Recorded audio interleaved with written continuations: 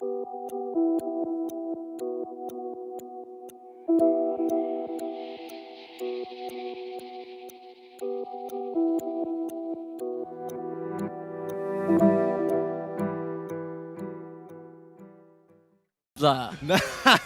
Nothing we has got to go changed. older. Esmeralda. Oh boy. I mean, it's not a bad idea. You do have Matilda, you do have That's Frederick, true. you know? It could work. I don't know. I don't know if he wants to play the Esmeralda into the Export matchup here this Probably time round. not the best. No. idea. If you pick Esmeralda, you're basically telling Niners that the first 15 minutes is all yours. But from that point onwards, then it's us. Ruby actually is still open up until this point as well. They go for the Lilia. Again, makes a lot of sense. Very good against the Fredrin early on. All right, all right. Question being, do we see the Gourd here? Do Yep. we see the Gourd from Moonji? It might change a little bit with the Lilia on the side of KGE. But then again, you have the... You have the Matilda. Yeah, you have the Matilda. I think that's the beauty of it all, right? Because now, when you have the Matilda, for most heroes who are like, oh, I'm immobile, I wish I had Flicker, you don't need that anymore. It's actually quite optimal to go for the Purify just so that you can actually have access to the Guiding Winds later on. Well, common picks like the Vexana are still open as well. With enough zoning, that's a good amount of backline damage onto the side of King Empire. Seconds are ticking down. Niners, what are they going to be finishing off their draft with? It is the Gourd. Good call. Oh, And the Natan. Natan. All right. I like this. I like this. I like a lot, this, yeah. actually. Natan and the Claw is a very interesting matchup. In fact, I would argue in the ultra late game, Natan actually sort of beats Claude if you catches him first. Well, to a certain degree, right? Because it all comes down, it all really boils down with what is the purpose of this marksman in this matchup, right? And I think for Claude, it's super safe. It's not like he has a losing matchup, but neither does he have a hard winning matchup at the same time. It's very much a skill matchup against the Natan, and more importantly, so the extra mobility is always going to be super useful. Now, the Yuzong lock-in for the side of KGE is going to make Natan's life a little bit difficult, especially if he has to use his ult really early on prior to the build-up of the neutral objective. You do lock yourself in a certain range before the entropy eventually breaks, so that could be kind of the radius that KG can take advantage of. We've already seen the value of Yuzong as well, especially when fighting into these sort of front-to-back lineups here. If he's able to delay his timing to enter the fight a little bit later with the Black Dragon form, it doesn't matter even if you're able to get out with the Guiding Wind. Smooth will be able to find you. I'm very excited to see. These are two interesting lineups here. Let's jump right into it. It's going to be the Niners versus King Empire in the first game of our final match of the day. Let us welcome once again the Land of Dawn. You can already hear the crowd building up to a roar despite the game just only starting, but Niners waiting in anticipation. This is the road to redemption, and I wouldn't really say redemption, but it's more like the road to breaking the ceiling for them. I'm just glad that this is a standard draft. This is the most standard draft we've seen all day here, right? It's very clear what they want to actually do in these lanes. It's very clear how they want to start playing these lanes and what they are trying to achieve. And I think for the most part of it, King Empire, right? They don't have to be too aggressive about it all. They just want to fight purely around neutral objectives. They don't necessarily have to get hyper aggressive unless they find a mistake in the Niners before they start pushing their leads and bleeding it into the enemy jungle. Yeah, I agree here. The fact that King Empire have the Minotaur here means that they automatically have a pretty good counter engage. If you add that onto Lilia's Peel and the Black Dragon form, it's very easy for them to wait for Niners to try and force the play onto them. But the Niners themselves are actually a pretty good team at peeling with the Fredrin, Exborg, and the Guiding Winds available. So I don't think either team will be looking to make overly aggressive plays until we see some neutral objective contests.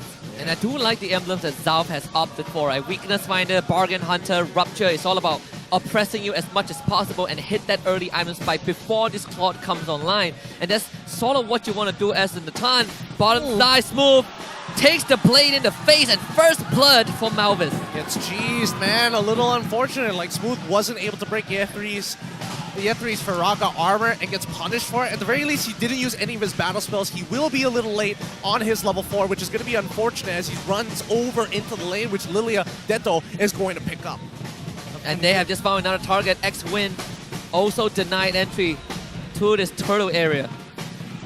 The first turtle now going to be firmly in control of the Niners since they were able to take out Smooth very early on. He has not hit his level 4 just yet. King Empire, will they give this up? Gobble up from Susujin. Trying to break the Faraga armor, but it's the last standing into a Princess Spam, into the Mystic Gush. As the Niners layer that true damage. They get the turtle, and now it's Barbosa with a circling eagle for a 2-man knockup. Losing Ye3 in the back. Niners, they get out with the objective. I mean, Niners, they come up actually even bigger because now, yes, Ye3 died, but that means that he's just even with Smooth when he gets back into lane. More importantly so, Malvis has now developed a full-level lead against Sutsujin, and that means that Niners have a new potential out to play against King Empire. Yeah, I think Sutsujin probably jumped the gun a little bit too much there. The fact that he used the Tona's Welcome onto Ye3 doesn't really matter too much to the X-Board. And then he just turns around with the Faraga armor and gets the kill himself. King Empire Esports were clearly not in position to actually contest that yet, especially after the EXP lane gank. I feel like they should have been willing to give it up a little bit. It does make the life of Zav so much easier on the top side. As Smooth to be gone on again. Circling Eagle, the damage early is pretty deadly. Smooth needs to run away, but Malvis sticking onto him like glue. Malvis will get the kill and a quick trip out with the guiding wind. Really, really unfortunate. They catch him in the middle of the jungle as well, while Xbox is actually proxying that wave. This is going to be a huge lead advantage. Forcing out the flicker. This time Sasa actually had purifying BMI. Susujin will get the gobble onto Malvis, and at least that is something for KGE. This is what we want to see. This is how we want to see opponents punish each other. Wait for these rotations. Look for opportunities to actually greed out in these lanes, and then the oppression starts to come in. It doesn't necessarily have to be the cleanest in the world, but the ideas in theory is there. Yeah, and I'm really liking the ideas of the Niners right now. They definitely didn't need to lose Malvis there, but the aggressive play so far does make up for it, considering that Susujin already died once earlier as well. The fact that they've been focusing so hard on this move is clearly because they understand that King Empire is depending on this Black Dragon form as a core aspect of their team fighting potential. Ye3 just ate the whole plate. That whole energy shield in the bottom tier 1 as well. So this man is ahead in terms of economy. Second turtle is going to be up. Barbosa to open up the map for the rest of his team.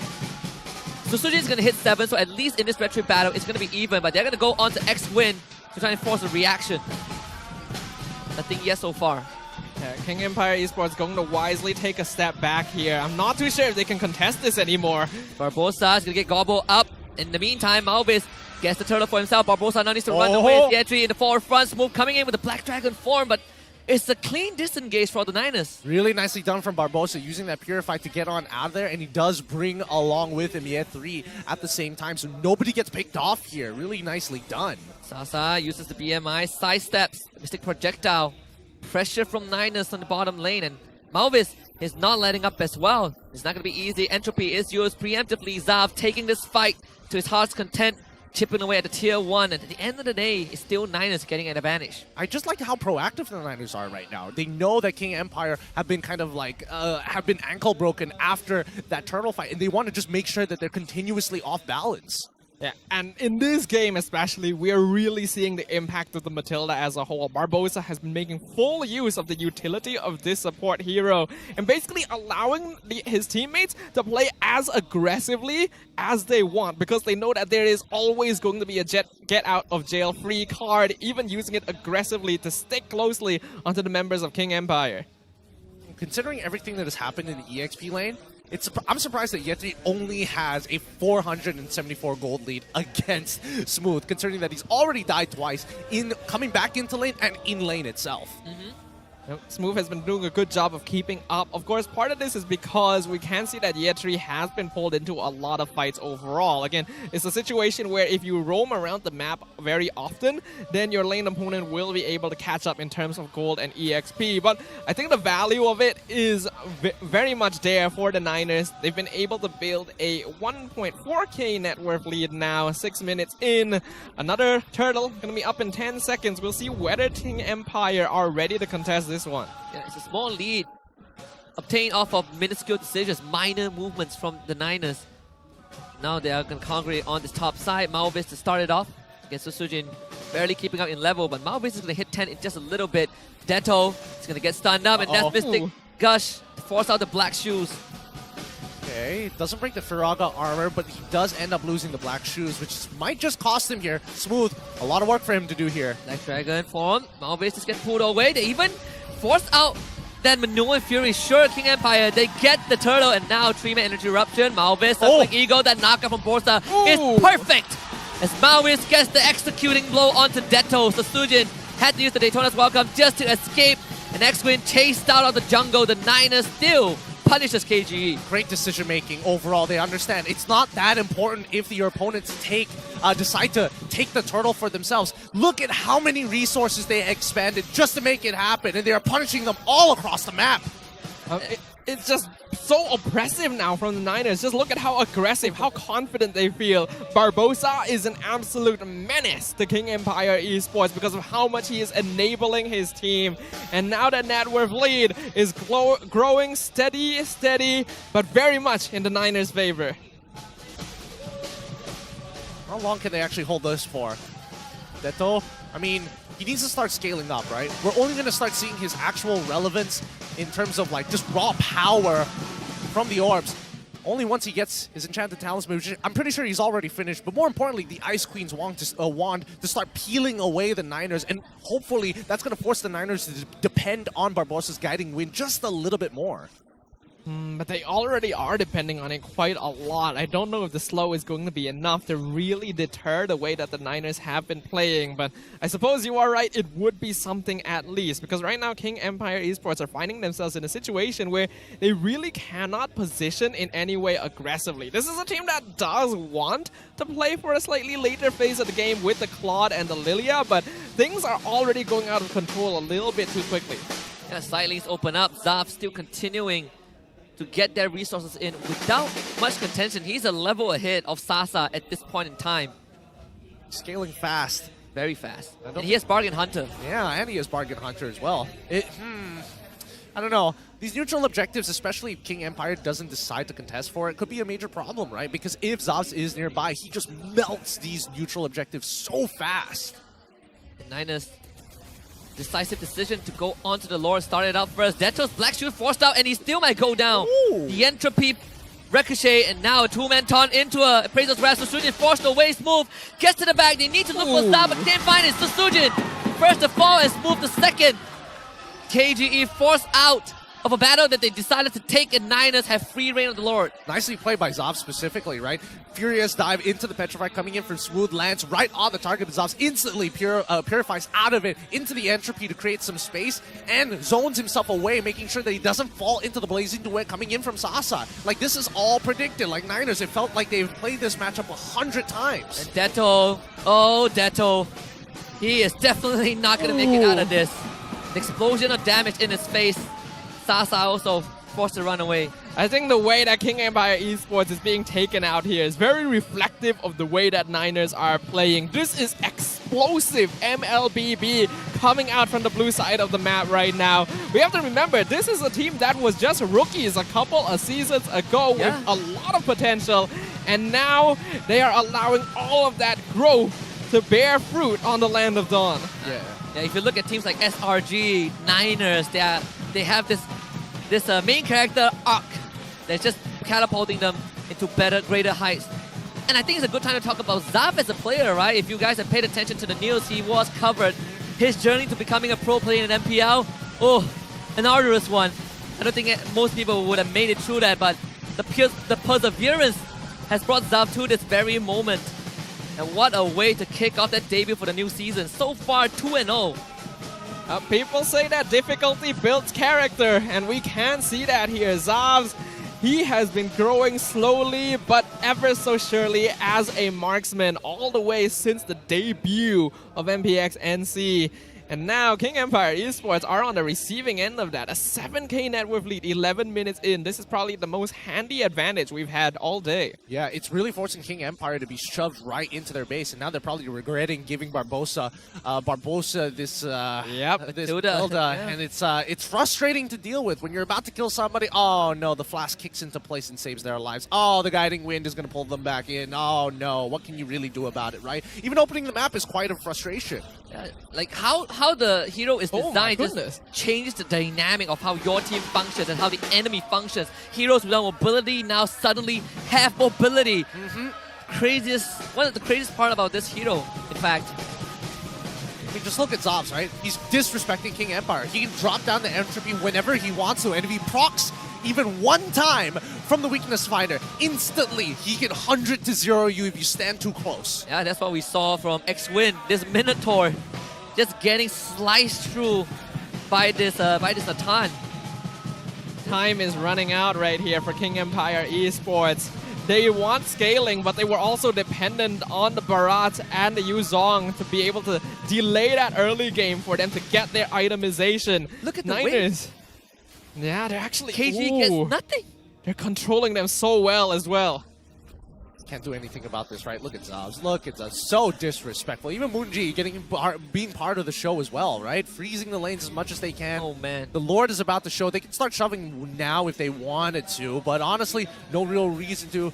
But let's go. Let's see them. 12 minutes, 13 minutes now. And the Niners, they just need the jungler and as well as Zobs to handle this Lord, while the rest of them just keeps them in check. KG feeling grateful to be even be able to get a couple of minutes, let alone walk out their base. Starvation tactics from the Niners. The encirclement outside of KG's base is a torturous for them. The most important thing for the Niners right now is to make sure they don't fall into the same trap a lot of teams have today of being way too confident of their advantage and then making mistakes that the enemy team can capitalize on. But so far, this has been the most effective performance we have seen all day, so I doubt that is going to happen. Looking at the itemization here, yeah, it's understandable that even Sutsujin would not be tanky enough to be able to survive Zavs at this point. There's not enough magic defense on that side. Yeah.